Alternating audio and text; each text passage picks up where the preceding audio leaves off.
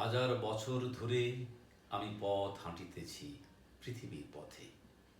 সিংহল সমুদ্র থেকে নিশীথের অন্ধকারে মালয় সাগরে অনেক ঘুরেছি আমি। বিম্বিসার অশোকের ধূসর জগতে সেখানে ছিলাম আমি।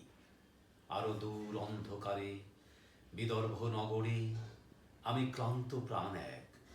চারিদিকে জীবনের সমুদ্র সফেন আমারে দুদণ্ড শান্তি দিয়েছিল নাটোরের বনলতা সেন। চুল তার কবেকার অন্ধকার বিদিশার নিশা, মুক্তার শ্রাবস্তির কারুকার্য।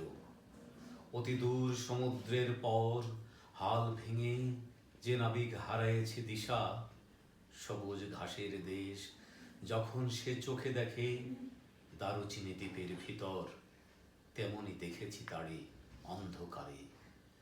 বলেছে সেই এতদিন কোথায় ছিলেন, পাখির নীড়ের মতো চোখ তুলে নাটোরের বনলতা সেন। সমস্ত দিনের শেষে শিশিরের শব্দের মতন সন্ধ্যা আসে।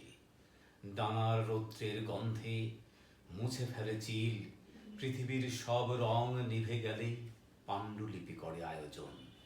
তখন গল্পের তরে জোনাকির রঙে ঝিলমিল, সব পাখি ঘরে আসে, সব নদী ফুরায় জীবনের সব লেনদেন। থাকে শুধু অন্ধকার মুখোমুখি বসিবার বনলতা সেন।